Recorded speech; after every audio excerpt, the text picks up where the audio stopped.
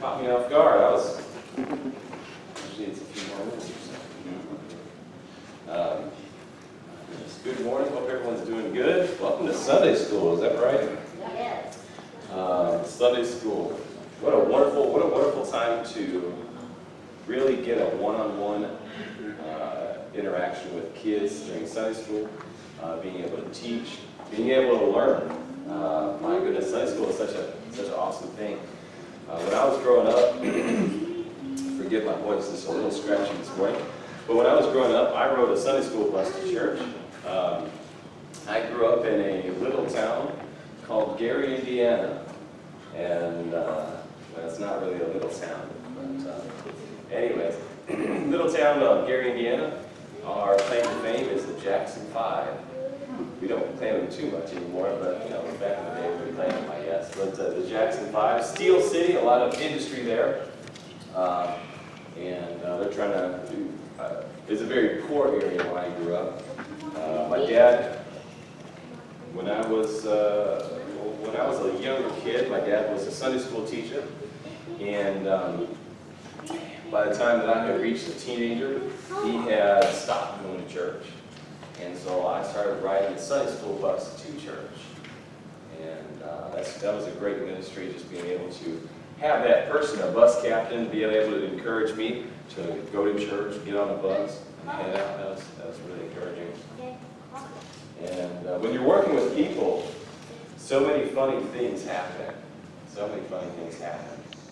And when you're reaching out to people and trying to encourage them to attend church, I remember many years later, I myself became a bus captain. And let's see here. There it is. Sorry, I've got a treasure trove down here. I'm dodging bullets here. But, pardon me. I became a bus captain. And so I was the responsibility of overseeing riders getting picked up and taken to church. And I had one little rider, a little black boy. His name was Deshaun. And Deshaun was 3, maybe 4, and he was a pistol. He was a pistol. He made life interesting, and it was a lot of fun. And so he had this habit of getting on the bus and then deciding he needed to use the restroom. Well, we have no restroom on a bus. And so it became a weekly effect that we had to go somewhere and get a restroom. And loved that little drive. And this one Sunday, I'm thinking of in particular, we were doing pickups, and a young man would run to the door, knock on the door, come back with the riders, load up, and would travel on to the next stop. And Deshaun was like, Brother Snow, I got to go to the bathroom. Brother Joe, I got to go to the bathroom. Brother Joe, I got to go to the bathroom. And we were literally in a neighborhood. There was no gas station around. No gas station around. And he was just asking it all the wrong time. I said, Deshaun, I'm sorry, I don't know what to tell you, man. I said, so he was extremely pressing. He rode with his, because he wasn't that old, he rode with his uncle. But his uncle, he was a few bricks short of a loaf. He wasn't all there. He was there, but he wasn't there to make good decisions. And Snow, I got to go to the bathroom. Man, I feel you. I've been in that situation. There's nothing around, buddy. There's just nothing. The next stop is like 10 minutes away. I'm sorry. And so I had stopped. I said, look, there's a tree right there. Just go around the tree, and I'll ask for the Lord's forgiveness. He goes, all right. And so he gets off the bus, and my attention is given to maintaining everyone on the bus. And people on the bus start looking and pointing and yelling and laughing and pointing. And my little man didn't go to the tree that I had wanted him to go to. He had gone to the tree in the front yard of a house. And he did not disclose to me whether it was number 1 he needed to go, or number 2 that he needed to go. And it was just an interesting morning that morning. But you know what? When you're working with people, that's just people. We do that to God. God loves us through it. He guides us through it. We're a mess. And we need His help. We need His wisdom. We need His guidance. And it's a lot of fun. If you can't just laugh at yourself, it's going to be a long ride in this thing called life. But let's jump into this, shall we? We're looking at Ephesians. Ephesians. Brother Kenny, I should probably wrap up at about what? About 10:10. 4:10. Yes, sir. Okay. Ephesians. Little Deshaun. Just a great kid. We're talking about family. The first message was about faith and having an honest faith, allowing God's light, allowing God's truth, not to use it as a tool to shine in people's faces, but using God's truth, allowing God's truth to shine through your life, and really having an honest assessment about your faith. And too much of the time, our vessel is dirty of pride, sin. I mean, just ignorance. Our vessel is so dirty, and rather than working on ourselves, it's so easy just to put it on, cover up, and just act like we know what we're doing. And really just having an honest faith and allowing God to shine through us. Next was A. Faith, A for action. We're going through the word family as an acronym here. Action. After you have an honest faith, it requires action. What is the next step of faith in your life, in your stage of life? What is that? The edge of the comfort zone that you are in, where you need to take that next step of faith? Last night we talked about the letter M, F-A-M. Talked about marriage, and marriage is just a wonderful companionship, unity designed by God, and it can be horrible, it can be pleasant. But through it all, God has a design. God has a purpose and an order to it. We talked about that. My goodness, without a doubt, families are falling apart. Churches are falling apart because there's not an order to things. The Bible says, let all things be done decently and in order. I knew in my messages I could not work very well behind a pulpit.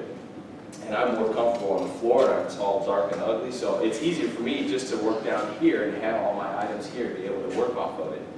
And I didn't come in this place saying, well, I'm the special speaker. I get to do what I want. I'm just going to pull these chairs and throw them off to the side and set up shop any way I want. No, this is a God's house, and there's an order to things. And hopefully I came very humbly and said, look, Brother Kenny, this is what I would like to do. Is this okay? Would this be all right? I yielded to his leadership as the house of the Lord. And that's how good churches function. There's a structure there. There's an order. There's a respect. And that's the same thing in a marriage. And my goodness, isn't it amazing how God loves us?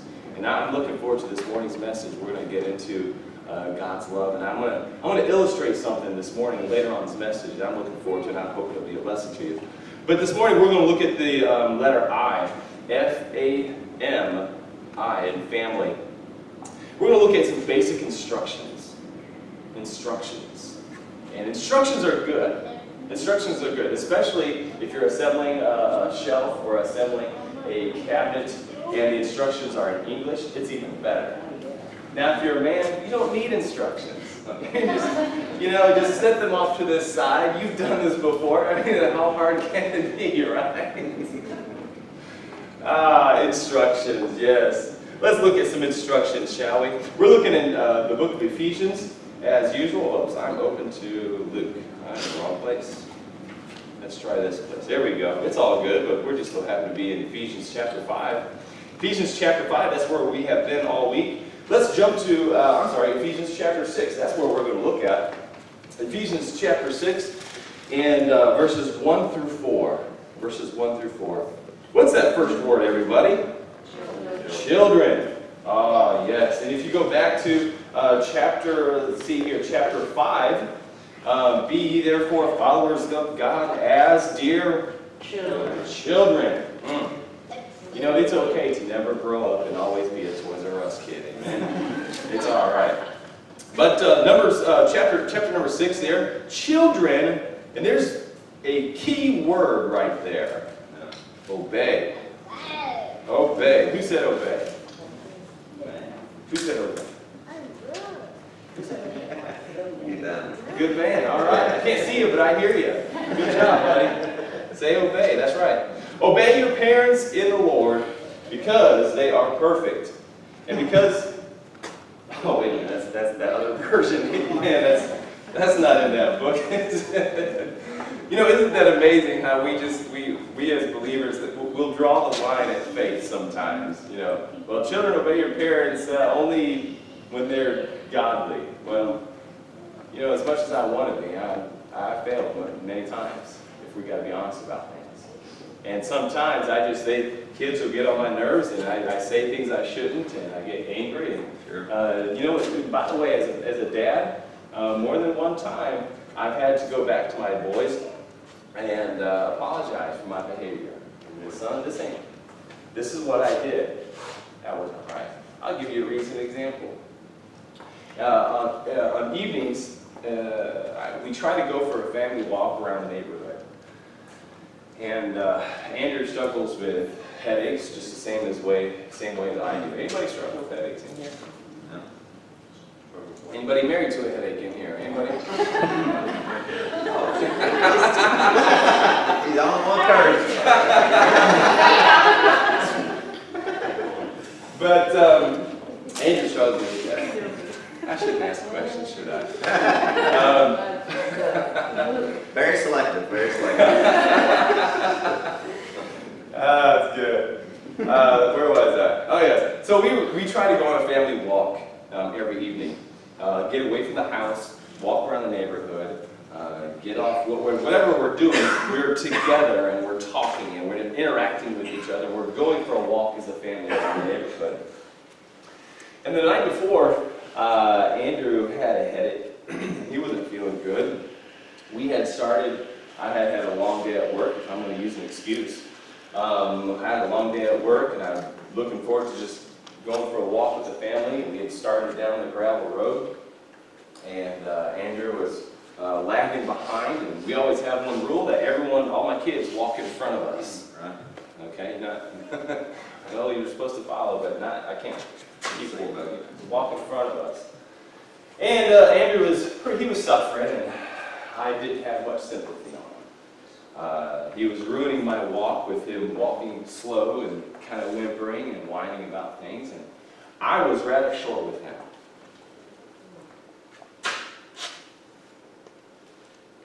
Anybody else ever been there that you shouldn't?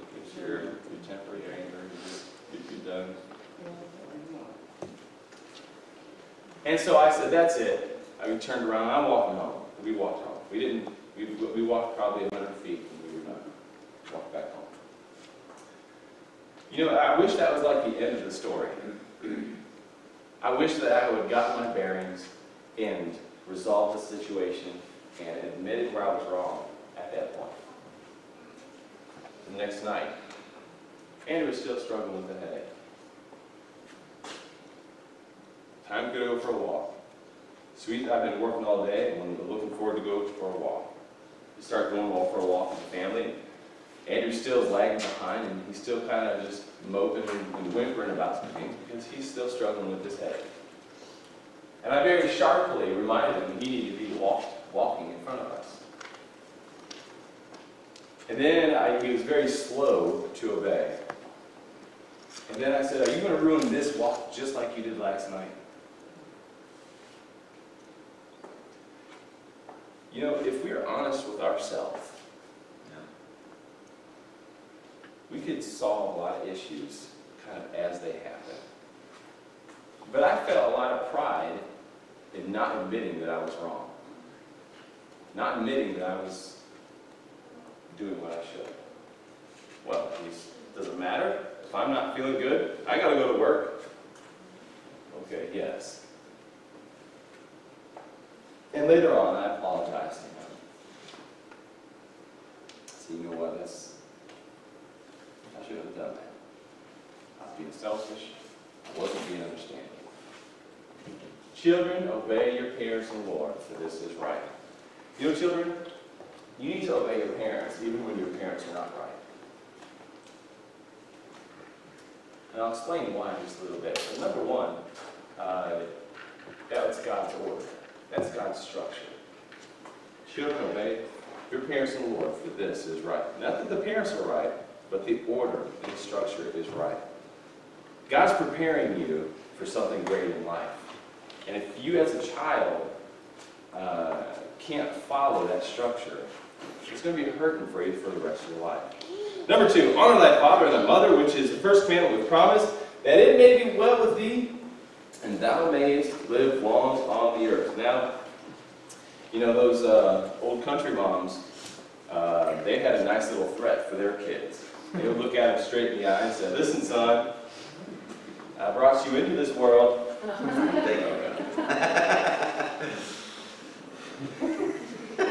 And thou mayest not live long on the earth. Verse number 4. Any fathers, boy, here's a key element in a home. Any fathers, provoke not your children to wrath. Here's the key right here. But bring them up in the nurture and admonition of the Lord. And by the way, once again, guys, if you're a father, it is your responsibility of your family.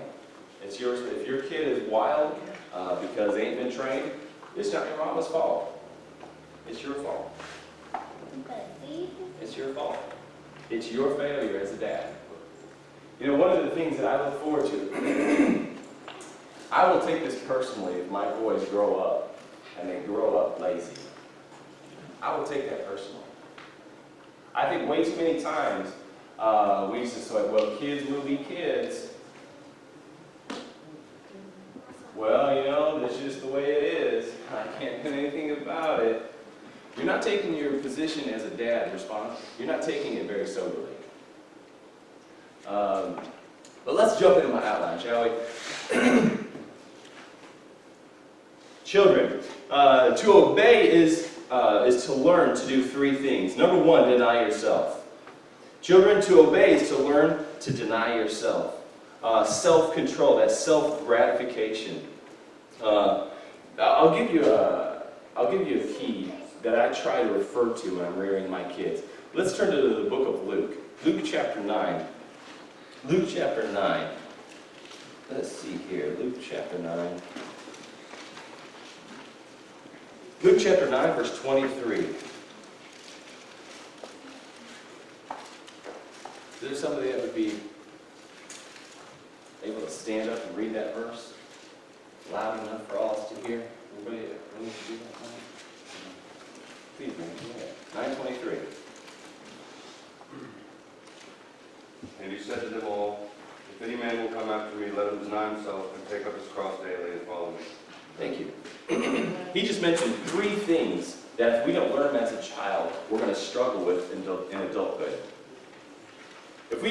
Christ just listed 3 things that if we don't learn as a child, we will struggle with as an adult. Number 1 is to deny yourself.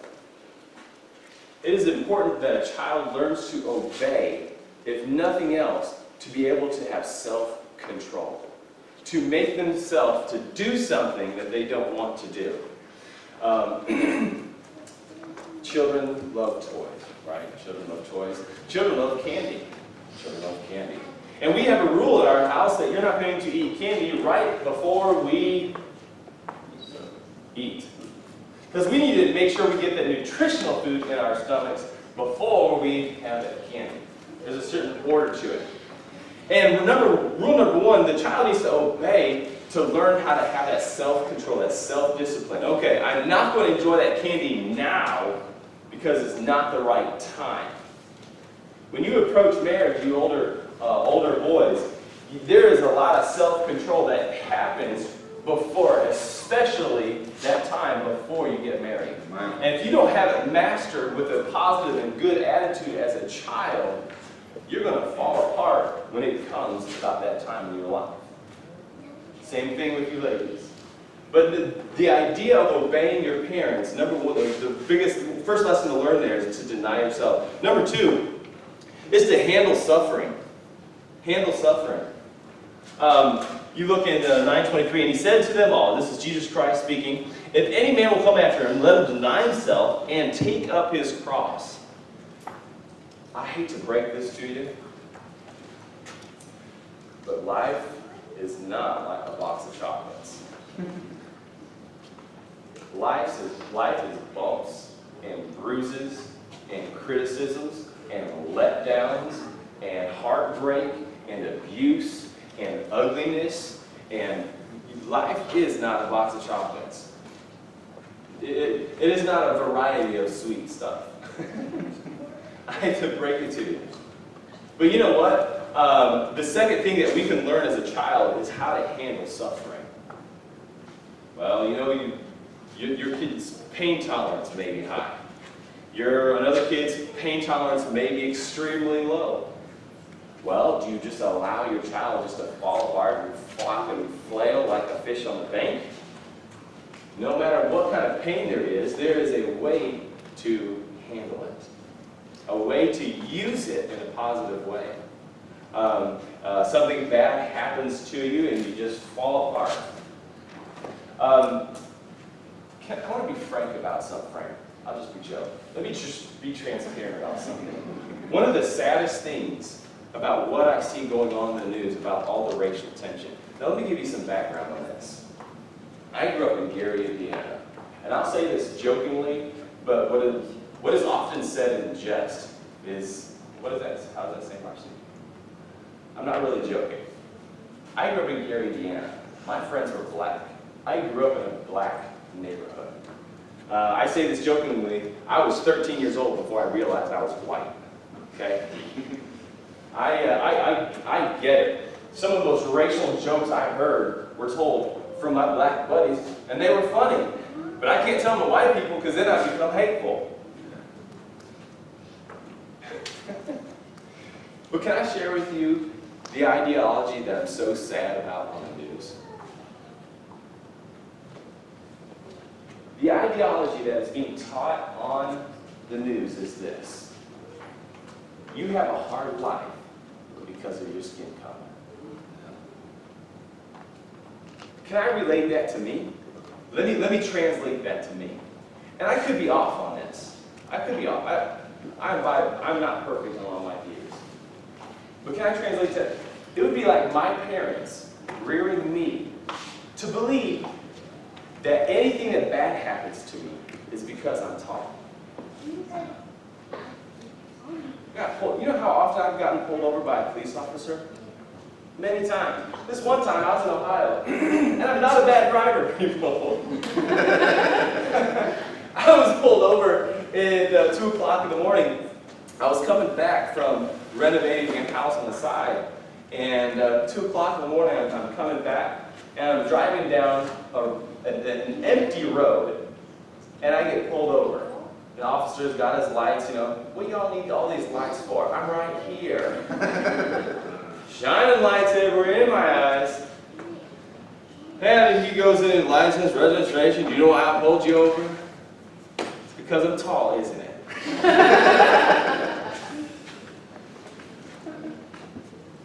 I pulled you over because you were crossing the center line. Because I crossed the center line into oncoming traffic that don't exist? Well, I said, I crossed the center line, and I'm looking at the road I'm driving on, and there ain't no line. But what if my parents taught me that every bad thing was because I was tall? I was on the way to pick my dog up. I'm not in a hurry to pick him up. I was speeding. State trooper pulled me over. You pulled me over because I'm tall. Had nothing to do with what kind of vehicle I was driving. What if my parents reared me to believe that? What if I was, what if all the bad things, well, I didn't get that date that I wanted in high school. You know why? Because that date's a racist. Because that date doesn't like tall people. Well, I didn't get the job that I applied for. Anybody ever applied for a job that you didn't get? You know, me too. But my excuse was I was tall. When you train your kids to believe such a defeated attitude, how do you expect them to enjoy their God-given life? Right. That is so sad. That is so sad.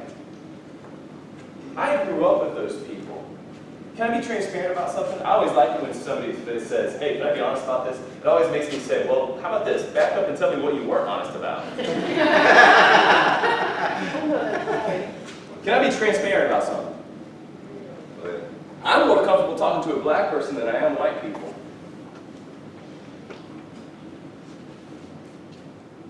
Because I know black people always have a fear of the Lord in them.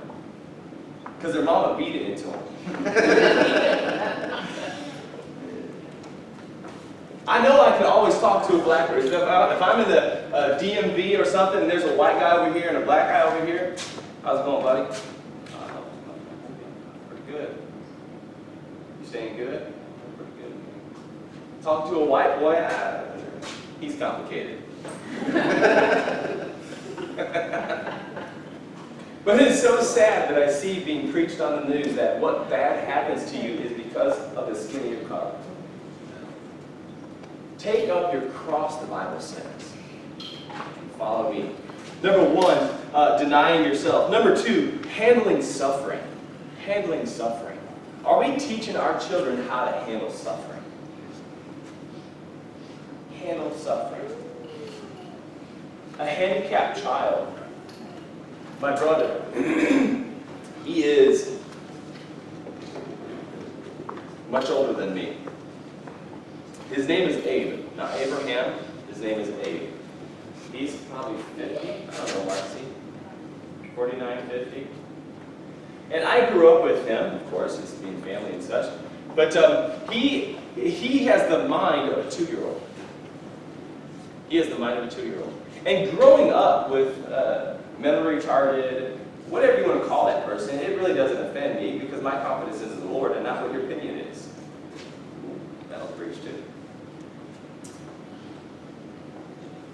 But it is amazing how people couldn't handle somebody who's they think is different. That person is different than me. I can't handle that. Do we teach our children that their differences are special to the Lord? Do we teach our teach our children that whatever suffering they feel? I'm a cheapskate sometimes. Okay, most of the time. All right, I'll be honest. Adeline was looking forward to going to Gulf Coast Beach, and she didn't ask for much. She just asked for a pool noodle and a sandcastle bucket. That's all. How can you deny a little 5-year-old girl just for a pool noodle and a sand bucket? I don't know. And so we stopped by the Dollar General, and they didn't have like any kind of a selection there, so they had a pool noodle. We grabbed a pool noodle, and she kindly and sweetly and kindly reminded me that we needed a sandcastle bucket, Daddy. And so, well, all right. We're going to look for something in the store that resembles a sand bucket. We walked through the cooking aisle that had flat tinfoil pan sheets. I'm like, I don't know about this. We walked in, we finally found in the car section a car wash bucket. And somehow, between the time that we left Dollar General and we arrived at the beach, she felt that people would laugh at her having a car wash bucket instead of a sandcastle bucket. How do I teach her how to handle? Because suffering comes in all different levels and perspectives. How do I teach her how to handle that suffering? How do I teach her to navigate? Grow up! Rub some dirt on it. Let's go! You know, how do I help her process process what she thinks as an injustice as she hears something going on. Where did she get that idea from? That it's like a traumatic thing. Anyways, handling suffering. As an adult, that transfers into standing up for what you believe. Standing up for what you believe. Well, I don't want to offend anybody. Oh boy. You don't stand for something, guess what? Fall for everything. I'm going to break the news easy to you. You can't please everybody. Right? Wish there was a way. Politicians, woo, a lot of problems. You know how do you know how you can tell when a politician is lying? When they're talking. When they open their mouth, just check the box. That's a joke. I was, sorry. Didn't mean it.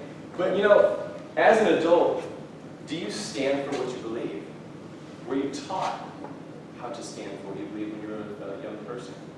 How do you deal with that conflict in your heart when you want to say something but you don't want to offend? By the way, it's some people enjoy it. I don't enjoy it. I don't enjoy making people upset. And I don't like conflict unless it's a good fight with my wife. But I don't enjoy starting anything. Handling suffering. I'll hasten. Number 3. To obey is to learn to obey Christ. And once again, looking at Luke 9:23, Christ lays out this thing, these 3 items. If any man will come after me, let him deny himself, number 1, and take up his cross, number 2, daily, by the way, and follow me, Christ. Obey Christ. If I can get my kids to follow those 3 steps in everything I do as a parent, why do we do what we do? We do it for the Lord. Why do we do what we do? Because there's a bigger purpose than us. There's a bigger purpose than us. If I'm just going to live for myself, you just lose out on so much in life. But to give yourself, and to give yourself to the Lord, to follow Christ, is the greatest purpose you could possibly do. 3 real simple things. Parents, that was for children. And parents, jump over to the next scripture here. Admonish, nourish, let me get my... Verse number 4. And you fathers, provoke not your children to wrath, but bring them up to things in the nurture and admonition of the Lord. Do we have an organized, consistent training plan for our children? Train tracks are very helpful. Train tracks are very helpful. They transport a lot of equipment, a lot of weight from one place to the next. But there's one thing that has to be consistent for a train to work. The tracks. The tracks have to be consistent. They have to be leading to the destination that we need to go. Parents, are we consistent? Let me see here. I'm going to hasten here. I'm going to skip a couple things. I've got maybe 5 minutes. We're going to load this up here. I have a beautiful tool belt. I need a young man to help me out. Is there a young man? Let's see here. I want to third one. Green shirt. I want to try to get. What's the first letter of your name? Teal shirt? Josiah. Can you help me out, Josiah? I have a bucket of mud up here.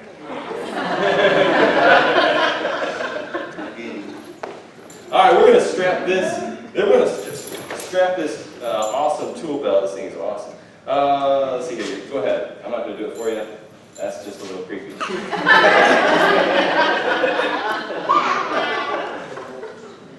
Now, you're supposed to have suspenders on this thing, and I don't have suspenders. Is there more holes? There's more holes. Right? All right, just throw it on there any best way you can. Now, let's pretend that I'm the parent in Josiah. Is that right? Josiah. Josiah is my child.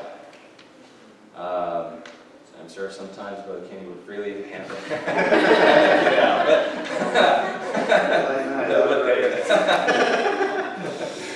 Okay, now I'm going to prepare my child here. Now let's see, Josiah, he is going to get prepared to maybe go build a house. Okay? What kind of tools do you think Josiah needs to build a house? Somebody raise your hand and tell me. What do you think he needs to build a house? Yes? Concrete. Concrete. Well, we're going to fill the tool belt, okay? We're going to fill the tool belt. We're not going to load him down that much. Put him in the bottom of the lake. Not the bottom lake. He might need a tape measure. He might need a tape measure if he's going to do something constructive. Now you've got all those fancy pockets there. You might need to do something. Anybody else? What else might he need to put in his tool belt to be able to accomplish his goals? What else does he need in his tool belt to be able to accomplish his goals? He might need a hammer. He might need a hammer. There we go. That is my favorite hammer right there. All right, throw that somewhere. What else? What else, Jeffrey? Yes. Nails? How about screws? We got some screws here. You got a pocket for some screws here? There we go. Got some. There we go. What else? What else? Come on, y'all. Never build anything. What else do we need? A level? Anybody else? Who cares? It's great. How about a speed square? Is that close enough? That's close enough. Sorry. Anybody else? What else? What else? What else might you need, Jeffrey? A drill for the screws. You might need a drill for the screws. There we go. Did you take a peek what I had under here? No? I saw your hand. What else might you need? He said a drill gun? Maybe you need an extra battery. I have an extra battery. Will that do? Okay, we got an extra battery. Might need an extra battery up there. What else? What else? What else would we want? A screwdriver. A screwdriver. Actually, yes, sort of. These are those 11-in-1s, and I thought these were the most ridiculous tools when I was a kid. Yeah, I changed my mind now. It's amazing how your mind changes. Let's see here. My goodness, you might need. Let's just. There we go. And if you're running a sawzall, you might need a saw. This is a fence pair of pliers. If you don't know what that is, right there. There we go. This is the first tool belt that I saw that has a place somewhere. Here it is. Has a place for a flat bar. That is so awesome. Sorry, I got it turned around so it might poke you. Here we go. Just start finding places for these things. We're going to equip you to for your goal of building. Just these pencils. You might need a pencil. This pencil holder, we're just going to throw it in there right now. Now, as a parent, you are equipping your child. You have a purpose for your child. You are equipping your child. You are giving him tools so he can accomplish his goal. If Josiah here is going to work and build a house, and I give him a video game controller, he's building a house, and I give him a bowl full of jelly. He's building a house, and I give him these random items that he's loaded up with. And when it comes time to build a house, he's got a tool belt with some odd, sticky tools. As parents, we really need to soberly approach how we equip our kids. Scripture says, turn if you would. Oh, I know this movie. Psalm 127. Psalm 127.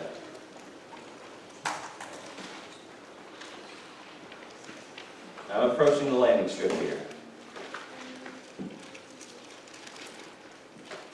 Can somebody read that for me? Not the whole chapter. Psalm 127, verses 3 and 4. Verses 3 and 4. Would somebody be willing to stand up and belt that out? Psalm 127, verses 3 and 4. Yes, sir. It says, arrows are in the hand of mighty man, so are children of the youth. Happy is the man that hath his quiver full of them. And they shall not be ashamed, but they shall speak of the enemies in the gate. Did you say 3 or 4? Yes. That's good. We'll take Oh, that. children inherited the Lord, and through the womb is his reward. As arrows are in the hand of mighty man, so are children of the youth. Yeah. So God has a purpose for every child. And He equates it to the powerful tool of an arrow. You see, as a parent, you may not be able to reach that. Your arm may not be able to reach that back door. But in your hand, God has allowed you one of the greatest tools, and that is a child. Well, it is designed for a purpose. This is going to be horrible at mixing up cookie dough.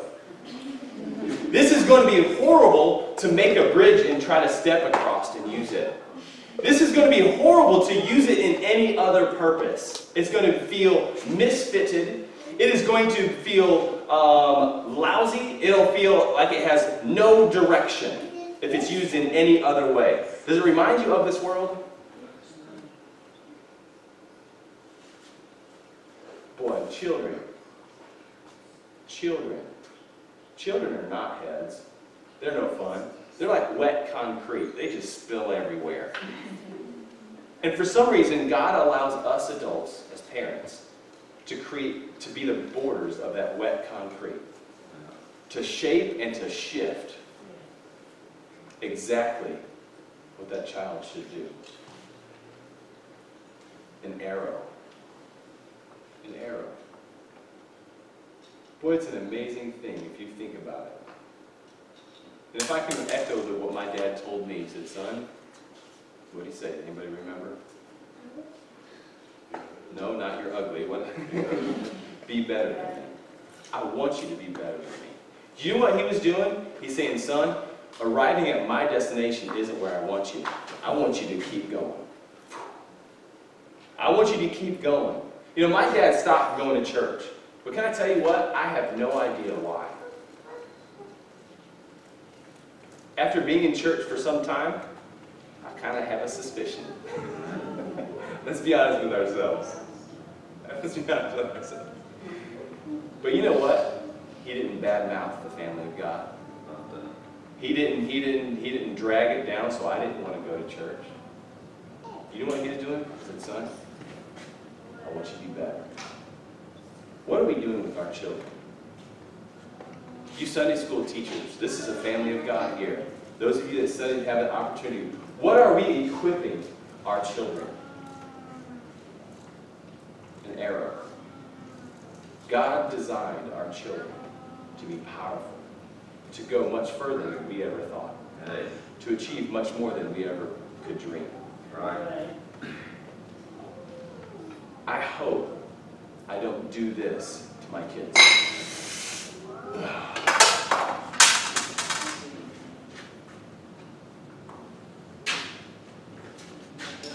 Kids will be kids. You know, they'll be all right. They're young. They'll be all right. They'll be okay. The church will take care of them. The school, it's the school's fault. It's the mama's fault. Mama. Mom, dads. Yeah. And one of the greatest tools just lays in bed. Crying, disoriented, feeling a lack of purpose. What are we doing, parents? What are we doing with the most important instrument known to create?